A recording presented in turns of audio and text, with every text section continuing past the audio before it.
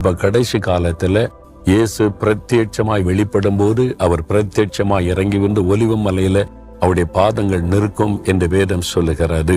அதனால அவர் சீக்கிரமாய் திரும்பி வரப்போகிறார். அவர் வரும் பொழுது அவரை நம்ம சந்தித்து அவரோடு மகிழ்ந்திருக்க வேண்டுமானால் இயேசுவோடு கூட நம்ம தொடர்பில் இருக்க வேண்டும். உலகத்தை விட்டு பிரிந்து இயேசுவோடு இணைந்து ஒரு பரிசுத்த வாழ்க்கை வாழுகிறவளாய் இருக்க வேண்டும். அவங்கதான் மகிழ்ச்சியோடு அவரை சந்திக்க முடியும். அதனால அதை எதிர்பார்க்க வேண்டும். சீஷர்களும் அந்த எதிர்பார்ப்போடு தான் ஊழியம் செய்தாங்க. நான் ஊழியம் செய்வதற்கு முக்கியமான காரணம் எனக்காக மரித்த ரத்தம் சிந்தின இயேசு, அவரினுடைய தகப்பன், அவருடைய விருப்பத்தை நிறைவேற்றும்படி ஊழியம் செய்கிறேன். இந்த உலகத்துல யாருடைய புகழ்ச்சி எதிர்பார்த்தோ யாருடைய அந்த நன்மையை எதிர்பார்த்து செய்யவில்லை. எனக்கு ஒரே ஒரு காரியம் உண்டு. அவர் திரும்பி வரும்போது, நல்லது உண்மையும் முத்தமான ஊழியக்காரனே, நீ உண்மையா இந்த ஊழியத்தை செய்தாய், எஜமானுடைய சந்தோஷத்தில் பிரவேசின்னு அவர் சொல்லணும். அந்த ஒரு வார்த்தைக்காக காத்திருக்கிறேன். என் இயேசு திரும்ப வருவார், நான் அவரை சந்திப்பேன், அவருக்கு முன்னாலே போய் நிற்பேன், அவர் கொடுத்த பணிகளை செய்து முடித்த திருப்தியோடு போய் நிற்கணும். அது ஒன்றுதான் என் இருதயத்தின் வாஞ்சை.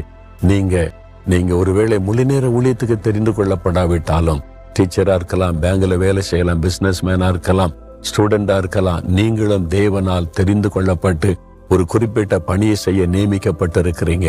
உண்மையா இருங்க, சாட்சியா இருங்க, இயேசுவை மகிமைப்படுத்துங்க, இயேசுவுக்கு என்று வாழ அர்ப்பணித்துக் கொள்ளுங்க. அப்ப இயேசு வரும் பொழுது நீங்க மகிழ்ச்சியோடு அவரை சந்திக்க முடியும்.